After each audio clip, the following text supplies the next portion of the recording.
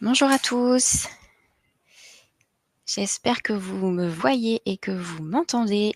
Nous avons un petit souci technique, donc je vais vérifier que la connexion fonctionne bien, laisser aux dernières personnes le soin d'arriver. Est-ce que... Voilà, on peut me faire signe si on nous voit et on nous entend. Les aléas du direct. On va pouvoir bientôt commencer sur ce webinaire concernant les standards VSME.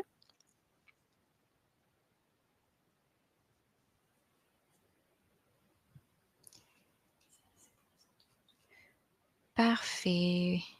Oui, ça marche. Merci beaucoup. Alors, on va laisser le soin aux dernières personnes de se connecter et à nos intervenantes d'arriver.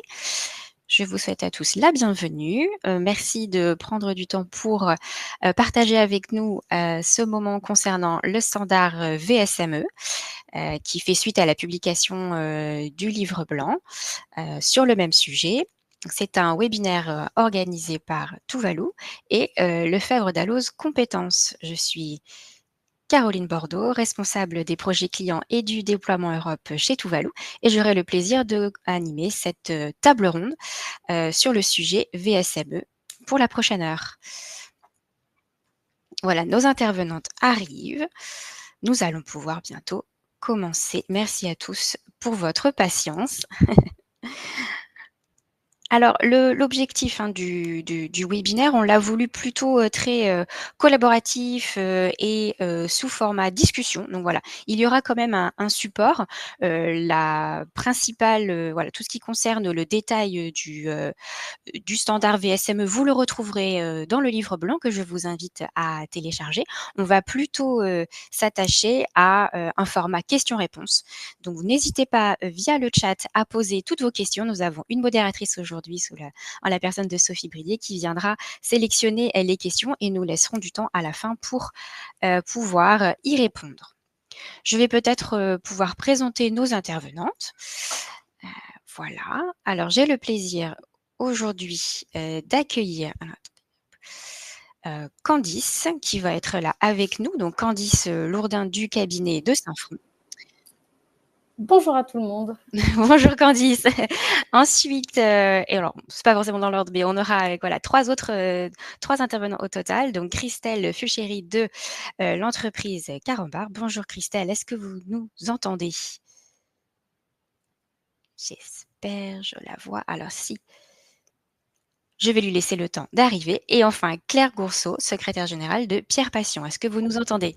Très bien, bonjour à tous. Ah, parfait, merci. Ah, je vois que Christelle arrive. On va y arriver. Merci à tous.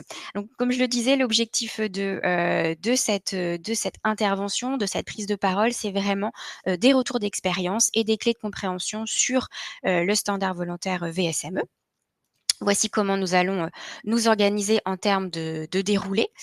Nous allons donc prendre un petit moment pour décrypter le standard sur voilà, sa construction, son contenu, assez rapide. N'hésitez pas à vous référer au livre blanc pour plus de détails. Et puis, nous passerons à la partie témoignages avec deux types d'entreprises, de profils assez différents, de retours d'expérience qui, on l'espère, vous sera enrichissant. Et puis, voilà, chacune d'entre nous allons aussi communiquer un petit peu, partager notre avis, notre premier retour d'expérience sur voilà, les points un peu positifs, les points peut-être d'amélioration, le futur de VSME. Et puis, on terminera sur voilà, en termes de reporting volontaire, que peut-on faire? Quelques conseils. Je vérifie que tout le monde est bien sur le chat. On est 65. Merci à tous d'être là encore aujourd'hui. Alors, j'ai fait un petit peu les choses dans le désordre, mais c'est pas grave, on va continuer de cette manière. Donc le début pour que voilà, on soit tous un petit peu sur le même pied d'égalité, je vais commencer par réexpliquer un petit peu les fondamentaux du standard VSME. Alors, on voit la VSME, le VSME. Moi, je vais dire le standard VSME. C'est ma façon de le présenter, mais voilà, il y a un petit peu de flexibilité. Alors, qu'est-ce que c'est le standard VSME? C'est un standard de reporting RSE, volontaire qui a été proposé par l'EFRAG, donc cet organe un petit peu consultatif au niveau de l'Union européenne, à destination des petites entreprises, des PME, des TPE qui à l'origine n'étaient pas concernées par les ESRS. Donc vraiment, le mot-clé ici, c'est volontaire. Il a été créé dans l'optique d'aider ces entreprises à s'engager dans une démarche de reporting et également de répondre aux demandes de parties prenantes de type donneurs d'ordre, investisseurs, banques, puisque on voit que l'ensemble des catégories d'entreprises aujourd'hui sont concernées par ce type de demande. Alors, en quoi consiste-t-il ce standard? Il est en fait constitué, de 2 modules.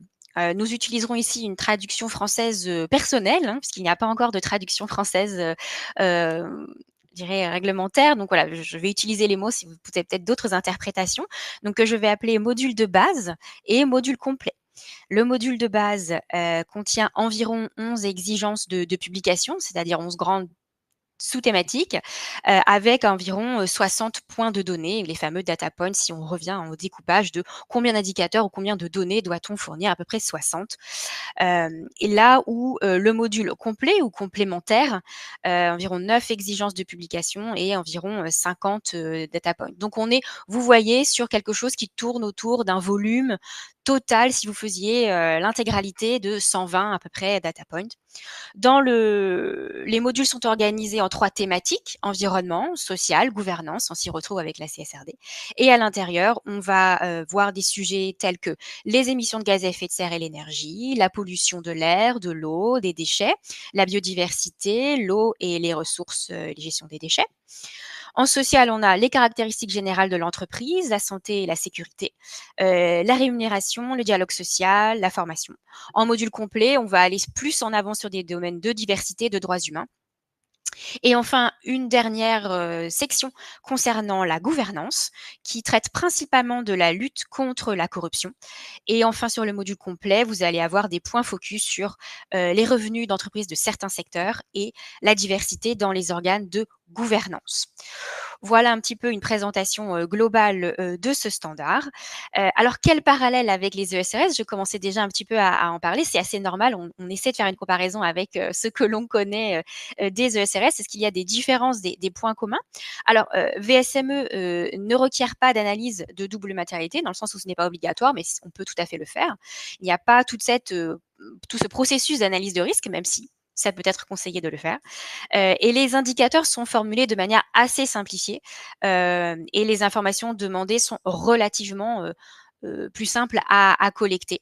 On trouve quand même des informations de type qualitative, hein, pas que du quantitatif des indicateurs chiffrés, mais bien évidemment aussi quelques accents mis sur des politiques, des actions, des initiatives, mais pas sur le même niveau de profondeur ni d'exigence que les ESRS. Voilà. Donc on est plutôt sur le mode de la recommandation, du guide pratique à destination de ces entreprises. Voilà. Alors c'est le moment où je vais pouvoir commencer à faire intervenir nos différentes expertes. Hem, Est-ce que Candice, peut-être on peut faire un 1er rapide point sur, voilà, les révisions, des ESRS, la négociation. En fait, dans quel contexte arrive, aujourd'hui, cette VSME? Oui, merci Caroline pour cette introduction. Donc, la VSME, elle s'adresse réellement, initialement, aux PME qui n'étaient pas concernées par les 2 autres standards qui avaient été établis par l'EFRAG, qui est ce groupe pluridisciplinaire d'experts qui avait été réuni pour établir ce qu'on appelle les ESRS, donc ces standards de reporting qui étaient à appliquer quand on devait se conformer à la CSRD. Ça reste l'objectif de cette VSME, c'est les cibles sont les PME, notamment quand elles sont dans une situation où elles veulent mettre en place une démarche RSE en ayant des orientations, on va dire, standards justement et relativement communes entre elles, quel que soit leur secteur, et où les deux sont souvent combinés quand elles doivent répondre à des questionnaires de leurs donneurs d'ordre ou de leurs partenaires financiers ou assureurs. Au mois de février, la Commission européenne a établi deux directives potentielles qui s'appellent Omnibus 1 et Omnibus 2, pour ceux qui l'ont entendu. Donc, Omnibus 1, c'était le fait de reporter l'application de la CSRD, donc cette très importante norme de reporting et de pilotage des enjeux matériels d'une entreprise, non pas dès 2026 sur l'exercice 2025, mais en 2028 pour l'exercice 2027. Donc un décalage de 2 ans. Et il y a eu aussi Omnibus 2 qui portait sur les seuils. Donc les entreprises qui devaient appliquer la CSRD étaient non plus celles à partir de 250 salariés. Je fais très court dans les seuils, je parle que en termes d'effectifs. Donc non plus 250 salariés, mais plus de 1000. Dernièrement, il y a eu, donc ça c'est la position du coup de la Commission européenne, mais au niveau européen, il y a ce qu'on appelle le trilogue entre la Commission européenne, le Conseil européen et le Parlement avec les députés que nous élisons, nous citoyens européens. Donc la Commission a fait ses propositions omnibus que je viens d'établir très rapidement là au sujet du reporting extra-financier, ça portait sur d'autres sujets aussi, mais faisons focus sur le reporting extra-financier. Le Conseil vient de remettre sa copie par l'intermédiaire du rapporteur Warborn, qui est plutôt très conservateur parce que confirmerait le seuil de 1000 salariés, mais monterait le seuil de chiffre d'affaires au-dessus duquel, là aussi, en combinaison avec le seuil de 1000 salariés, les entreprises seraient en obligation d'appliquer la CSRD. Donc, on passerait de 50 millions d'euros de chiffre d'affaires à 450 millions. Donc là où déjà le seuil de passage de 250 à 1000 éliminé les 2/3 des entreprises en Europe qui pouvaient être du coup concernées par la CSRD, le relèvement du seuil financier, donc de chiffre d'affaires de 50 millions à 450 millions, fait qu'il ne reste que, grosso modo, que des entreprises du type 440 pour celles qu'on connaît en France, pour faire très court. Aujourd'hui, ce qu'il est en train de se faire, parce que nous, en tant que conseil et auditeurs, notamment sur la partie audit, parce que les parlementaires, notamment, ont assez peu de retours d'auditeurs, en tout cas, avec une certaine diversité. On est en discussion et je recevais encore des propositions d'un assistant parlementaire sur leurs amendements. Là, c'était de ce matin. Nous disent que grosso modo, entre les groupes au niveau du Parlement, il y a la droite, on va dire plus conservatrice, qui serait même pour un relèvement de seuil à 3000 salariés. Renew, donc plutôt centre, se ferait pour un seuil de 500, donc ce qui était déjà le cas en France avec la DPEF, la déclaration de performance extra-financière. Et il y aurait même, du coup, plutôt côté gauche, un souhait de revenir et de pousser le seuil de 250 salariés. Tout ça pour dire que vous voyez qu'en fait, il y a plusieurs, forces en présence avec des orientations. Ça va continuer de discuter on attend la position du Parlement, je pense, là, cet été, pour que le trilogue puisse vraiment aboutir à l'automne et être fixé sur ces fameux seuils. Quand on parle des ESRS, ils vont être du coup simplifiés, mais c'est tout du coup l'objet justement de la logique VSME versus ces ESRS simplifiés qui sont attendus au plus tôt à l'automne dans une version un peu plus aboutie, avec des lignes directrices que de toute façon nous connaissons, qui sont de réduire d'au moins 50% les data points, en conservant majoritairement évidemment les data points quantitatifs. Donc c'est toute la partie narrative qui serait élaguée, ce qui est fort dommage quand même sur certains aspects parce qu'ils étaient porteurs d'éléments structurants en termes de politique et de pilotage, de maîtrise de nos enjeux, et une double matérialité et un reporting qui serait borné, si je fais court.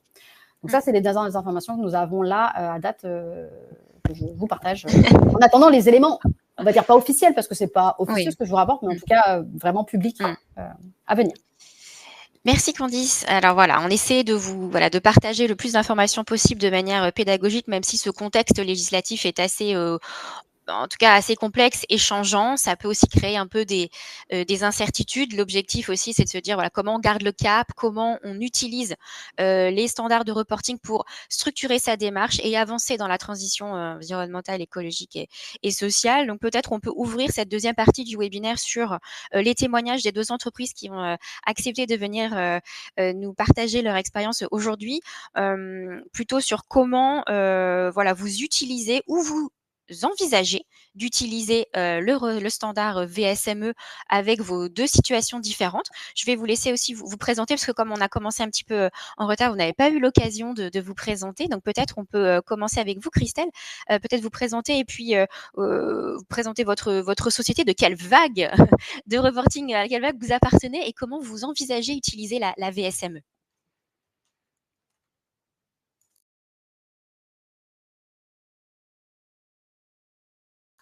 Est-ce qu'on vous entend? Oui, c'est bon. Ah là, vous Allez-y. m'entendez. Moi, je suis Christelle Fulchéry, je suis responsable RSE dans l'entreprise, enfin le groupe 40 Bar & Co. Donc, une entreprise qui fait des bonbons et des chocolats que tout le monde connaît à peu près, en tout cas en marque. Ça fait toujours sourire et ça inspire toujours tout le monde quand je parle de nos marques, mais c'est facile. Donc, oui, je suis venue témoigner parce que effectivement, nous, on fait partie des entreprises qui, avant l'omnibus, devait reporter à la CSRD à partir de 2026. Et au final, nous, on est en dessous du seuil des 1000 salariés. Donc, en cours de route, là, en mars dernier, on n'avait plus d'obligation. Du coup, nous, on avait commencé à travailler depuis plus d'un an dessus, en faisant une double matérialité, en se questionnant sur ce qu'on allait faire de ça, parce que bon, c'est une loi très bien, mais ça, c'est quand même structurant dans les entreprises, donc on voulait le faire intelligemment. Et auparavant, on avait déjà des reportings assez forts en RSE pour nos actionnaires.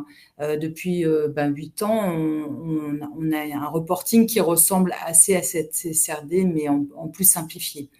Donc, quand ça s'est allégé, on en a discuté en comité de direction pour évoquer le fait que, puisqu'on avait déjà bien avancé sur le sujet, ce serait dommage de s'arrêter.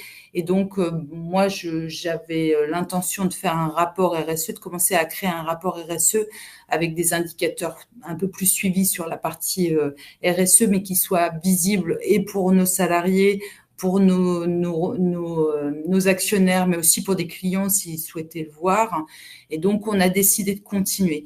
Et ça a été, la décision a été vite prise de partir sur la VSME parce que c'est une version volontaire et que en prenant la base comme le complet, on pouvait en tout cas nous y ajouter ce qui nous manque et avoir déjà une base qui était commune avec les autres entreprises. Donc, on est en train de le remplir en ce moment. Et c'est une version qui est très simplifiée, hein, qui pour moi est même plus simplifiée que les reportings qu'on fait en interne avec nos actionnaires. Donc, c'est assez simple et je pense qu'on va le compléter. Et on est en train en même temps de rédiger un rapport RSE qui sera alimenté de façon automatique à partir de ces données qu'on remplira chaque année, à vrai dire. Donc, nous, en gros, on utilise cette partie-là. Alors, on verra comment ça évolue. Hein. Moi, de toute façon, en fonction des évolutions, on suivra les évolutions. Et moi, je suis assez contente qu'on impose aux entreprises un reporting extra-financier puisqu'ils le formalisent au fur et à mesure, même si c'est contraignant, que c'est beaucoup de travail et que la CSRD était un peu entre guillemets imbuvable parce que c'est un texte de loi qui tombe et auquel il faut répondre à la lettre. Donc, c'est pas très rigolo et c'est même pas très RSE dans le principe, je trouve. Mais l'idée en soi, moi, me va bien puisque quand on reporte, on regardera plus que les entreprises par leur chiffre d'affaires et leur contribution, mais aussi par rapport à tout ce qu'elles font subir ou qu'elles subissent de l'environnement. C'est intéressant. Voilà. Merci pour ce témoignage, Christelle. Donc, on retient vraiment l'approche peut-être presque assez ouverte et agile que vous souhaitez adopter en continuant votre reporting interne avec vos indicateurs, vous aligner sur un standard externe pour plus de lisibilité, et puis en finalement s'il y a d'autres changements, mais vous les considérez et vous prendrez des décisions en fonction. Oui, tout à fait. C'est un peu ça. Peut-être contraster avec une autre expérience. Claire, voulez-vous peut-être vous représenter et donner le contexte dans lequel vous évoluez et comment vous avez perçu le standard VSME?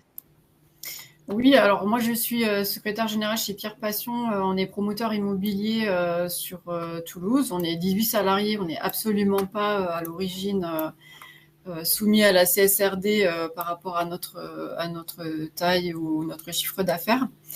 On est société à mission depuis tout début 2023. Et donc, ça fait 2 ans qu'on est sur ce format et qu'on essaye de travailler au maximum en transparence avec des reportings qu'on fait de façon volontaire. On s'était déjà intéressé à la CSRD, alors de loin évidemment, parce que c'était très complexe par rapport à ce qu'on pouvait nous mettre en œuvre par nos activités et notre taille.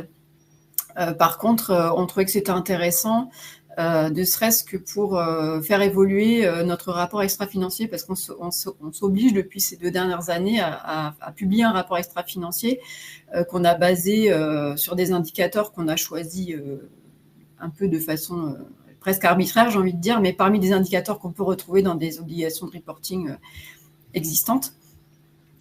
Et donc, ça nous semblait assez logique de nous intéresser de plus près à la VSME pour faire évoluer ce rapport et puis être plus alignés avec les demandes que peuvent avoir nos partenaires, puisqu'on est de plus en plus soumis à des questionnaires, notamment des partenaires bancaires.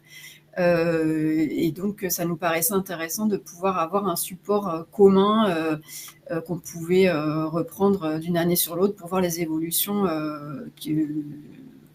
qu'on avait en interne. Voilà, donc en fait, on a commencé aussi à remplir le questionnaire VSME. Il y a des sujets qui sont encore un peu loin pour nous parce qu'on n'a pas de quoi les remplir. Les calculs n'ont pas été prévus sur 2024. Par contre, ça nous permet d'avancer sur des sujets qu'on n'aurait peut-être pas encore mis sur le tapis à cette période de 2025. Tout à fait, merci. C'est très intéressant de voir une démarche complètement volontaire, mais aussi pour une entreprise de plus petite taille, mais également vous faites état quand même de demandes externes, notamment investisseurs qui montent en flèche et pour lesquels vous avez besoin de pouvoir fournir de l'information fiable et régulière. Donc, on voit que l'ensemble des catégories d'entreprises peuvent être concernées par des besoins de reporting. Alors, au-delà du reporting, bon, c'est intéressant. Quel point fort ou point faible vous voyez dans cette norme, notamment dans la manière de pouvoir vous aider à structurer votre démarche RSE? Parce que, voilà, reporter sur des chiffres, c'est intéressant, mais c'est toujours dans l'optique d'aller plus loin, faire avancer la RSE. Est-ce que vous pouvez peut-être nous partager 1 ou 2 points intéressants ou d'évolution suite aux premières lectures que vous en avez faites? Par rapport au référentiel VSME? Oui, c'est ça, par rapport à VSME. Moi, je dirais que par rapport à ce qu'on faisait en reporting auparavant, pour moi, il y a vraiment une grosse équivalence et on a déjà structuré depuis un certain temps, enfin depuis 8 ans qu'on est Caron Brain-Co, on a structuré une démarche RSE qui est avec une politique et des suivis. Je dirais que la seule chose que ça va nous permettre d'avancer, c'est peut-être la partie indicateur. Parce qu'aujourd'hui, on avait des indicateurs, mais ils étaient suivis pas comme on peut suivre ça, par exemple, en industrie. Et donc, c'était un peu léger. Et avec cette partie, avec cet outil-là, moi, ce que j'espère mettre en place, c'est un peu plus de KPI, d'indicateurs sur les différents items qui sont connus de tous, autant des salariés que des actionnaires, que des clients, enfin qu'il y ait une vision très claire de nos avancées, quoi, et d'une année à l'autre. Merci. Peut-être un point, comme vous avez la parole, un point d'évolution ou peut-être de regret par rapport à la structure ou au contenu de ce standard VSME? Je suis un peu déçue par la partie qualitative qui a été très très coupée. Bon, après, je me dis c'est pas grave. Nous, on va réécrire nos parties et on va y mettre un peu plus d'histoire parce qu'effectivement, ça coupe un peu le côté politique et engagement des entreprises qu'on aime voir dans ce genre de circonstances, puisqu'on n'est pas que des indicateurs. Il y a tout un engagement derrière qui est intéressant, quoi. Donc oui, c'est cette partie qualitative qui est coupée, qui me déçoit un peu, mais bon, à la fois, on peut le rajouter. Donc, moi, je me dis, c'est bien, on va se débrouiller avec ça, quoi. Oui, c'est vrai. Merci pour ce retour. Claire, est-ce que vous avez un autre regard à apporter sur points d'intérêt, points d'évolution? Alors sur les points d'intérêt, j'en ai déjà un petit peu parlé, mais effectivement, pour nous, ça nous permet vraiment d'avoir des leviers actionner sur les nouvelles actions à mettre en place, puisqu'on a des plans d'action qu'on remet en question régulièrement et qu'on fait évoluer dans un but d'amélioration continue. Donc, c'est des sujets sur lesquels on avait déjà planché pour certains, sur d'autres beaucoup moins. Donc, ça nous permet quand même de pas mal élargir le panel des possibilités et d'arriver à quelque chose de plus complet. Il y a toujours ce sujet de questionnement sur le calcul de certains indicateurs, mais ça viendra avec le temps. On démarre. Après, c'est vraiment... nous, on le voit plus comme quelque chose... je parle souvent de contraintes qu'on transforme en opportunités. Ce n'est pas une contrainte pour nous, puisqu'on le fait complètement volontairement, mais c'est vraiment une opportunité d'aller plus loin dans notre démarche et de permettre une lisibilité plus simple, je pense, aux interlocuteurs qui auront quelque chose de plus unifié entre les entreprises qui vont questionner. Tout à fait. Merci. Il est vrai que le standard de reporting, il est fait non seulement pour indiquer des points de données à partager, mais en creux, il indique aussi les thématiques sur lesquelles les entreprises sont invitées à s'engager et à développer des initiatives, des politiques, des actions. Donc, c'est en cela aussi qu'il a une dimension un peu plus stratégique. Donc, est-ce que vous voyez, peut-être pour en terminer sur ce tour de table de prise en main du standard VSME, est-ce que vous voyez au travers de ce système de reporting alors on en a un petit peu parlé, peut-être certaines d'entre vous ont dit, un sujet que vous n'aviez pas vu ou une opportunité pour aller plus loin dans la mesure de votre performance globale d'entreprise et ou d'étoffer un petit peu la démarche RSE? Est-ce qu'il y a eu une bonne surprise ou un sujet qui vous a dit c'est intéressant, je vais pouvoir avancer sur ce sujet? Là, comme ça. Je peux prendre la parole. Nous, on s'est rendu compte, surtout sur les sujets environnementaux, que malgré tout ce qu'on a commencé à mettre en place, il y a encore des sujets sur lesquels on a besoin d'aller bien plus loin. Après, sur le social et la gouvernance, on était à peu près déjà pas trop mal calés. Oui. Ouais, et moi, je dirais que sur la partie gouvernance, effectivement, et sociale, on est bien calé. Enfin, ça, c'est un peu logique puisque c'est aussi tout l'environnement qui nous y mène. Et sur la partie environnementale, nous, autant on a des indicateurs et on a des suivis et des baisses et vraiment des réelles améliorations dans les différents items. À la fois, on n'a pas vraiment jusqu'à aujourd'hui, on n'a pas vraiment une politique claire environnementale.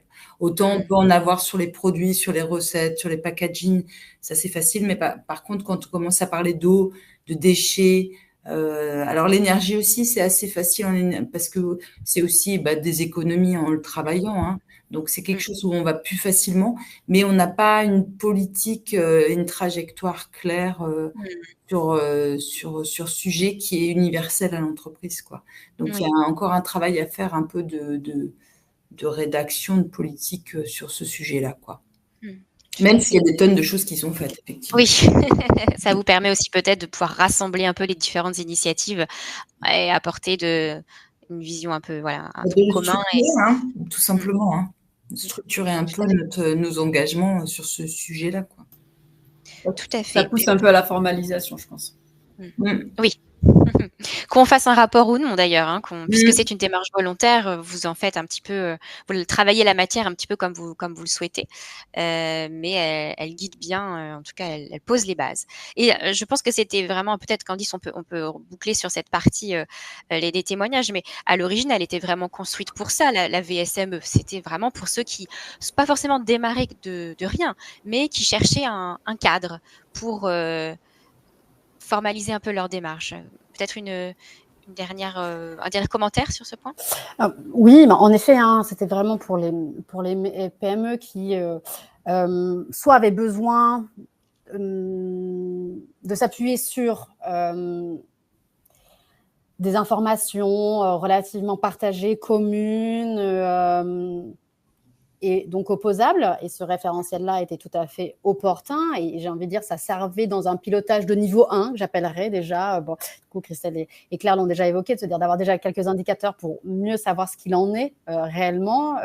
Aller vers un peu de formalisation aussi, c'est quand même un temps nécessaire pour faire un bilan de ce qui est accompli par rapport à des objectifs plus ou moins bien formalisés ou bien plus ou moins bien conscientisés. Et ça donnait aussi un peu de lisibilité, très clairement, comme le disait Christelle. En un sens, en fait, là où on se retrouve avec un certain nombre d'entreprises qui ne savent plus, du coup, vers qui se tourner pour avoir un reporting là communément reconnu de la part de leurs donneurs d'ordre ou de leurs partenaires financiers, comme disait aussi Claire, parce qu'elle potentiellement elle serait largement sortie du dispositif CSRD. Pour nous, il est intéressant, mais il n'est absolument pas suffisant et les limites ont déjà été évoquées. Et la première d'entre elles, pour nous, du coup, consultants et auditeurs, mais surtout dans la RSE depuis plus de 15 ans, et avoir vraiment des entreprises qui allaient soit par un levier réglementaire, soit par un levier du coup volontaire, c'est de faire vraiment un point sur ces véritables enjeux. Et donc, nous plaidons vraiment pour avoir une double matérialité simplifiée, certes, c'est ce que nous proposons aussi à nos clients, parce que la CSRD la double matérialité, à la sauce CSRD est un travail très intéressant, très complexe, et qui est pas du tout adapté en effet pour un certain nombre d'entreprises. Donc une double matérialité simplifiée me semble intéressante. Après une phase un peu d'état des lieux quand même, où est-ce qu'on en est par rapport à ces enjeux qui ressortent, notamment poussés par des éléments financiers qui sont bien plus du coup récents, et on voit avec les vagues de canicule qui ne se posent pas la question de l'adaptation au changement climatique aujourd'hui, très clairement, au-delà de sa contribution au changement climatique. Et après, du coup, soit appliquer la VSME en regard de ces enjeux qui ressortiraient pour avoir ces premiers jalons de reporting, voire, et je me permets là un peu en avant-première de le dire, avec le collectif We Are Europe, qui est une association qui regroupe des citoyens et professionnels européens pour défendre la voix de l'Europe et son modèle social et environnemental, et qui doit être à la croisée du coup du modèle économique aussi. On va publier avec un webinaire très prochainement du coup un Mid-Cap Sustainability Standard qui est vraiment l'intermédiaire entre la VSME et la CSRD. On arrive à peu près 220 points de données, donc relativement du coup circonscrit en nombre d'informations à reporter, et qui est vraiment là pour une fois encore, en application du coup de la double matérialité simplifiée ou non, de savoir quoi reporter pour aussi avoir un argumentaire face à ces donneurs d'ordre qui vont de toute façon chercher à avoir des informations qui leur sont eux-mêmes demandées. Les financiers, les fonds d'investissement ont la SFDR du coup appliquée, et par ruissellement, ça va descendre jusqu'aux fournisseurs et donc à des PME in fine ou des ETI également. Les clients grands comptes vont devoir appliquer la CSRD et donc demander des informations aussi. Et donc aller sur ce référentiel-là, Mid-Cap de We Are Europe, qui est vraiment un intermédiaire de ce qu'il y a de meilleur de la CSRD, notamment ce qu'on appelle les MDR, donc les Minimum Disclosure Requirements, qui sont des bases pour poser une politique. Quelles sont les ressources face à mon enjeu? Quelle est la cible que je me donne? Quel est mon KPI en face de ça? C'est des éléments clés de la CSRD pour lesquels on plaide qu'ils soient maintenus dans la version à venir de la fin de l'année, mais dans ce mid-cap. Et ainsi, vous pourriez couvrir en fait un certain nombre d'informations au regard de vos enjeux matériels et avoir quelque chose d'assez complet au regard d'autres questionnaires que vous pourriez recevoir.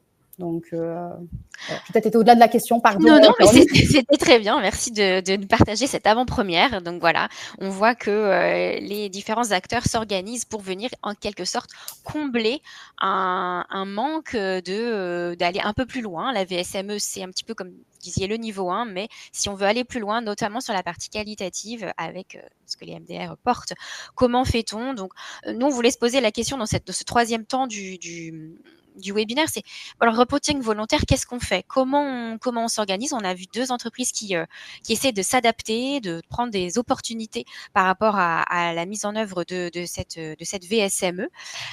Peut-être si on fait le point entre si je suis une PME, si je suis une ETI, donc une ETI une plus large et puis une PME plus petite, qu'est-ce qu'on peut faire? Donc, je vais prendre dans un premier temps la situation d'une ETI. C'est vrai que nous, on voit chez Tuvalu un certain nombre de clients se poser ces questions et l'accompagnement qu'on leur propose, les conseils qu'on leur donne, c'est un petit peu garder la dynamique CSRD en modulant les efforts.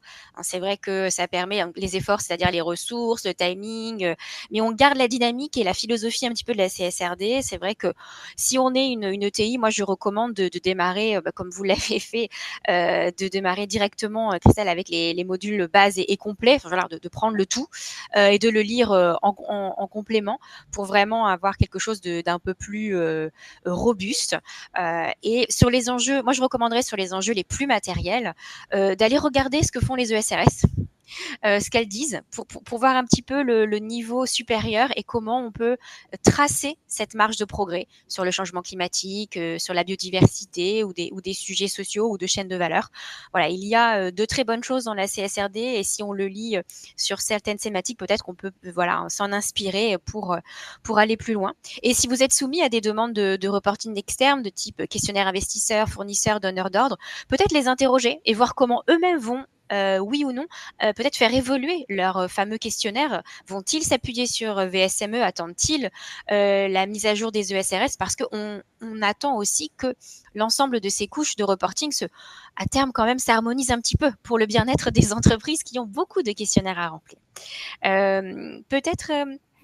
Candice, si on fait le parallèle avec une entreprise qui serait un petit peu plus petite, comment pourrait-elle s'organiser et utiliser la VSME? Qu'est-ce que vous pourriez lui recommander? Alors, la première chose, de toute façon, il faut bien peser à quoi doit répondre la VSME. C'est-à-dire que je pense qu'il n'y a aucune PME qui va juste pour le plaisir et qui le fait par juste curiosité. Donc, en fait, c'est à qui va servir ce reporting. Et derrière, je pense qu'il n'y a pas une reporting sans communication, et même je parle de communication interne, a très peu d'intérêt, très clairement. Même si je ne pose pas la communication greenwashing, c'est assez net dans ma tête. Donc, déjà, se dire, en fait, qui va être le destinataire de ce reporting? Est-ce que ce sont potentiellement des actionnaires, même avec des actionnaires? Est-ce que ça va être très directement le client? Généralement, c'est plutôt ça, dans des appels d'offres, et les commerciaux qui vont parfois devoir expliquer quelle est la politique RSE de l'entreprise pour défendre du coup leur proposition. C'est intéressant d'avoir du coup les attentes de parties prenantes de cette VSME. D'ailleurs, c'était un point de la CSRD qui était très intéressant, qui a été complètement oublié, c'est cette partie attente et influence des parties prenantes. Je referme la parenthèse. Une fois que vous avez un peu mieux identifié, en fait, peut-être à quoi doit servir, du coup, ce reporting, c'est être OK que la gouvernance, elle va donner des moyens. Alors, c'est pas 3 ETP pour gérer ça. C'est de la coordination interne. Parce que pour répondre à la VSME, il y a pas mal de sujets qui sont déjà traités. Claire le disait, la gouvernance, on avait plutôt déjà bien traité, ils sont 18, et le social aussi. Mais des sujets environnementaux, peut-être, en fait, c'était un angle mort. OK, qui aujourd'hui est le plus pertinent pour aller chercher ces informations-là? Ça va être cette coordination-là, du coup, qu'il va falloir créer, qui va s'ajouter aux fiches de fonction actuelles. Donc, il faut être conscient de ça. Ne pas s'embarquer, en fait, dans un reporting, encore si vous ne savez pas quels seraient les outputs, enfin, les bénéfices, et comment le coordonner. Ensuite, il y allait peut-être, si vous n'aviez aucune formalisation, il y a des entreprises qui sont beaucoup sur une culture de l'oral. Nous, on est très formalisés, donc ça ne nous choque pas du tout d'aller sur ce type de reporting. Pour d'autres, il faut y aller pas à pas. Déjà, capitaliser sur ce qui est existant et qui valorise. Déjà, ce qui est très important pour embarquer sur une démarche qui est volontaire, on le répète, sur la VSME, c'est de valoriser tout l'existant. Il y a un ADN dans toute entreprise, des valeurs qui s'expriment, qui peuvent être trouvées une certaine résonance dans certains points de la VSME. Mettez-les en lumière et commencez à capitaliser là-dessus pour aller ensuite avoir plus d'énergie et de soutien pour les sujets pour lesquels il va falloir mettre des nouvelles choses. Un reporting déchets, si on n'avait pas eu, il va falloir un peu de moyens, j'entends humain, d'organisation, de place dans l'agenda pour le faire tout simplement, et ainsi de suite. Et là, aboutir à un rapport, du coup, qui se prépare. Il y a un rétro-planning imposé. Nous, c'est ce qu'on fait régulièrement avec nos clients. C'est dire, OK, vous voulez un rapport au mois de mai, vous n'en avez jamais fait, il va falloir commencer quasiment un an avant. Ça paraît beaucoup, mais en fait, si vous voulez le faire de manière sereine, avec la bonne coordination, que tout le monde se sente pas juste fournisseur d'informations et qui n'en entend plus parler, c'est important du coup de prendre ce temps de poser les choses. Et surtout, je le rajoute là, pour moi, c'est important que même pour une PME, fasse un travail d'identification de ces enjeux matériels avec une double matérialité simplifiée, très clairement, pour pas se tromper. Et pour peut-être couvrir les champs que la VSME ne couvre pas, soit parce que c'est un enjeu business qui serait important de traiter, les attentes de demain, voire d'aujourd'hui, de nos clients elles ne sont peut-être pas couvertes par la VSME, soit parce que c'est des questionnaires qui vont vous être demandés et à ce moment-là, votre rapport un peu plus complet qui dépasserait VSME, par exemple, allez regarder, être un peu curieux sur ce qu'il y aurait dans ce standard mid-cap de We Are Europe, et bien comme je l'ai dit tout à l'heure, pourrait couvrir du coup des attentes un peu plus larges. C'est important de faire des bilans réguliers. Je vais m'arrêter là. Vous voyez que je peux être assez inarrêtable là-dessus, mais c'est accessible et surtout, nous, enfin, au cabinet Saint-France, ce qui est vraiment important, c'est cette progressivité. Et on a la même approche avec Société à mission dont on parle régulièrement avec Claire, c'est ce côté, du coup, progressivité des étapes. Merci Candice, ça nous permet de pouvoir proposer peut-être une première forme de conclusion avant qu'on ouvre la partie questions. J'ai entendu donc VSME, effort mesuré en point important, lisibilité vers l'extérieur, permet de se structurer, mais peut-être en point d'amélioration nécessite d'être complété, une approche un peu multiréférentielle ou en tout cas à compléter ces indicateurs et ces thèmes via l'analyse de double matérialité pour savoir ce qui est important pour chaque entreprise et aller piocher dans d'autres standards existants ou à venir. Donc finalement, c'est un petit peu les évolutions que l'on souhaite voir pour l'utilisation de ce standard. Je vous propose, comme il est 47, qu'on puisse prendre quelques questions. Alors, je vais ouvrir le chat. J'espère on pense qu'on a des questions. Je vais donc dans mes favoris. Alors, oh là là, beaucoup de questions. Donc, comment être au courant de la sortie de ce référentiel, le mid-cap? On a vu, il y aura un webinaire et de l'information. Exactement, Candice, c'est ça? Pardon, c'est le 9 matin et je suis en train de rechercher en effet le lien accessible pour pouvoir peut-être le poster dans le chat en parallèle. Je viens de voir la question. Bonjour, est-ce que cette norme aide aussi l'entreprise dans sa démarche RSE à identifier les enjeux prioritaires matériels et à traiter en priorité? Alors, on en a un petit peu déjà parlé. Nous, on pousse un petit peu justement à s'inspirer de la matérialité. Je rappelle que l'exercice de matérialité préexistait la CSRD. C'est une pratique dans la RSE qui existe depuis 25 ans, qui consiste à identifier sous forme de questionnaire et d'analyse ces enjeux matériels pour justement travailler les bons sujets. Donc, pour moi, cette pratique, elle doit demeurer. Je ne sais pas si, Claire et Christelle, vous aviez déjà une matérialité existante ou vous êtes inspiré de ce sujet de la matérialité, peut-être?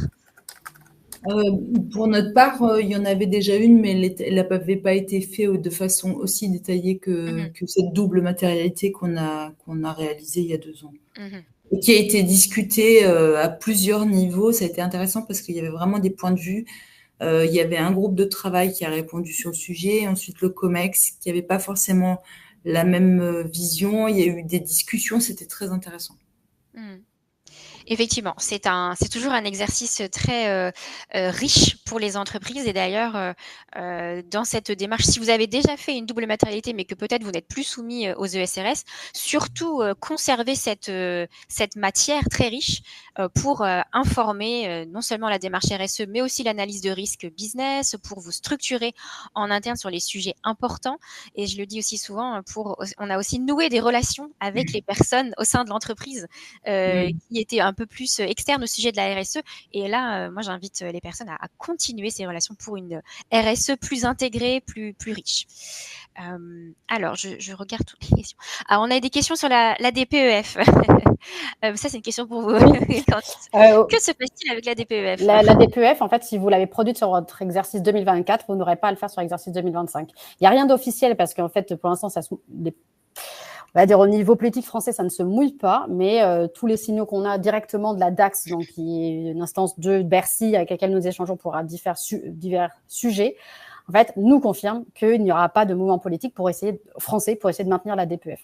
Donc non, il y a un vide en fait là sur les 2 années à venir si vous étiez soumis à CSRD et vous serez demain, il y a un vide. Donc nous, ce qu'on nous conseille, c'est bien sûr de continuer la dynamique de reporting parce que ça se perd, c'est très long à acquérir, mais c'est très rapide à perdre.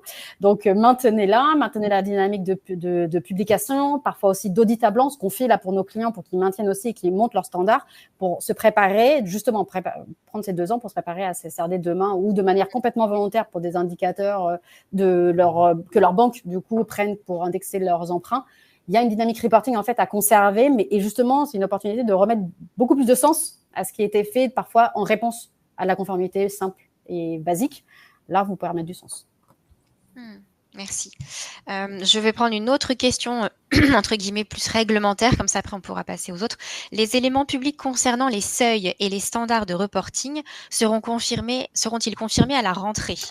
Alors, si rentrée, vous entendez 1er septembre, non, parce que là, c'est ce qu'on attend et je veux redemander du coup à l'assistant parlementaire dans la foulée de notre webinaire, en gros, quand est-ce que le Parlement va émettre sa position, dans la mesure où on a eu celle de la Commission européenne, l'Omnibus, celle de Warborn, Monsieur Warborn, donc représentant du Conseil avec les seuils que je vous ai donnés, 1000 salariés et 450 millions de chiffre d'affaires, et on attend la position du Parlement, là où du coup il y a des jeux entre les différents bords politiques, et ensuite il y aura le trilogue à l'automne, ou à la rentrée. Et donc la position finale, avant le 1er octobre, ça me semblerait tôt, mais voilà, je ne m'avance pas, je n'ai pas le calendrier moi.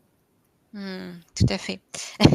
Oui, on voit qu'on est dans une période de transition et que ce qu'il faut peut-être garder à l'esprit, c'est la dynamique de la RSE qui est là pour, avant tout, réduire ses impacts, travailler les sujets business et RSE ensemble pour améliorer le modèle de l'entreprise, ses externalités, pour vraiment embarquer ses salariés, ses parties prenantes. Donc effectivement, on a ces petits calendriers et ces standards qui doivent s'aligner, mais les efforts doivent demeurer et on espère pouvoir apporter un peu plus de clarification avec ces webinaires.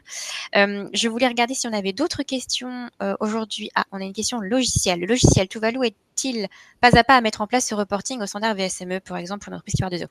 Oui, on a souvent des clients qui partent, entre guillemets, de zéro, même si je soutiens qu'on ne part jamais vraiment de zéro, on a toujours quelque chose. Mais oui, effectivement, on peut mettre en place, voilà, nous avons, en tant qu'éditeur de logiciels, intégré le référentiel VSME dans l'outil. Et donc, vous pouvez soit créer un projet de reporting par rapport à VSME en prenant toute cette structure, environnement, social, gouvernance et puis les sous-thèmes. Et donc, ça va effectivement vous donner pas à pas quel sujet sur l'énergie, quel sujet sur les déchets. Et puis, vous êtes accompagné par un consultant qui pourra vous aider. Ou alors venir enrichir, comme on l'a vu, un projet peut-être existant de reporting où vous étiez soit avec vos propres indicateurs personnels, avec peut-être un petit peu d'EcoVadis, de référentiels qui viennent de vos investisseurs, et venir piocher les indicateurs VSME qui sont dans l'outil pour vous conformer, mais garder votre, je dirais, votre particularité, votre voix. RSE, c'est vrai qu'on est allé vers de l'hyper-normalisation. Là, on revient un petit peu vers, je dirais, chaque entreprise qui peut apporter son langage, ses valeurs dans l'expression de sa RSE.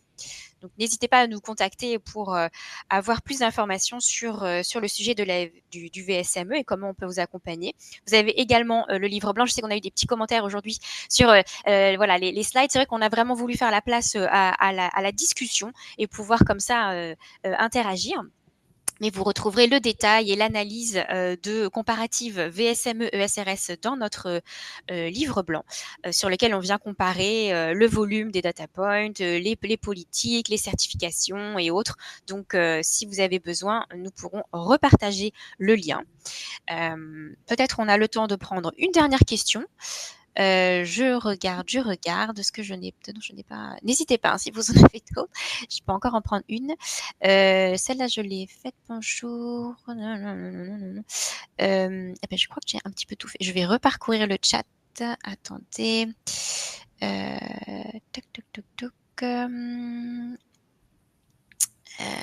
Alors oui, une personne qui dit oui, l'Europe a déjà statué sur 2 des seuils, 450 millions d'euros de chiffre d'affaires et 1000 salariés. Effectivement, c'est ce sur quoi nous travaillons aujourd'hui. Hop, je regarde si nous avons une dernière. Alors moi, j'ai une dernière question peut-être pour nos intervenantes. Est-ce que vous avez, en parallèle de VSME, regardé ou considéré des référentiels ou certifications? Voilà, vous parliez que vous étiez par exemple entreprise à mission. Est-ce que vous avez regardé, vous allez continuer à piocher ou à vous inspirer de standards de type, je ne sais pas, par exemple Bicorp, engagé RSE ou des standards thématiques ISO 14001, ISO 9001? Comment vous voyez cette articulation avec des standards existants? Nous, à l'heure actuelle, on ne s'est pas positionné pour aller vers des labels ou des certifications. Par contre, effectivement, on pioche régulièrement dans les différents référentiels qu'on peut avoir à disposition pour aller faire évoluer nos pratiques et nos reporting. Et vous, Claire? Et nous, alors on a été à une époque 26 000, ISO 26 000. Alors on était aussi 14 et 45. Hein. Beaucoup d'ISO, pas de 9000 par contre. Et enfin moi j'adore la partie ISO parce que ça a bien évolué avec le temps et c'est vraiment des bons référentiels qui permettent de progresser. Sauf qu'on l'a abandonné parce que c'est quand même beaucoup de temps d'équipe et quand on chute en organisation, on n'arrive plus à faire tous ces audits. Donc, quand on est devenu Caron Marenco, on a quand même un peu retiré des certifications et la 26 000, on l'a arrêté. Et depuis cette année, on a répondu à EcoVadis. Alors à la base, c'était quelque chose que j'avais pas forcément envie de faire, j'avoue, mais je l'ai fait parce qu'on avait une demande d'un client. Donc bon, après, on s'est plongé dedans et j'avoue que l'exercice m'a bien plu. J'ai trouvé cet outil finalement très intéressant où on est seul avec soi-même hein, quand même parce qu'on est face à un questionnaire et il faut chercher des documents, on a des limites de documents. Et c'est très intéressant parce que au bout d'un moment, on se dit qu'il y a quand même des sujets sur lesquels on dit beaucoup de choses et finalement quand on cherche des preuves, on a un peu plus du mal à les trouver. Donc franchement c'est intéressant. Vous retrouvez votre logique peut-être de politique, formalisation, qu'on retrouve pas mal dans EcoVadis, même si voilà après c'est pas toujours hyper lisible pour toutes les entreprises, mais c'est bien que peut-être avec votre culture existante, vous ayez pu apprécier et voir les avantages. Oui. Merci pour ces témoignages. Je vois qu'il est bientôt l'heure, donc je voudrais surtout laisser les personnes pouvoir terminer tranquillement. Donc voilà, nous avons déjà un petit peu parlé du logiciel Tuvalu, donc je vous invite à nous contacter si vous avez des questions sur l'outil ou sur nos offres d'accompagnement RSE, VSME et CSRD. J'ai quelques dernières informations à vous partager donc sur les différents livrets et livres blancs qui sont disponibles et mis à disposition par le FEF d'Alos Compétences. Donc, vous pourrez retrouver ces différentes informations si vous cherchez de la formation ou de la documentation. Donc là, vous avez le QR code pour pouvoir vous informer. Et il ne me reste qu'à vous dire merci et remercier nos intervenantes d'avoir partagé à ce moment encore un peu, on est vraiment au début de VSME, donc voilà, merci de votre transparence et de de vous nous donner comme ça vos différents retours sur ce qui marche pas et comment ça s'articule avec vos démarches existantes. Merci à Candice pour la pédagogie sur les différentes négociations en cours. On ne manquera pas de regarder la publication du standard Midcap et aussi de regarder ce qui va se passer sur le deuxième semestre avec toutes ces évolutions réglementaires. Merci beaucoup d'avoir participé à notre webinaire. Je vous souhaite un très bel été et à bientôt pour un autre webinaire. Merci. Merci. Au revoir. À bientôt. Merci. Au revoir.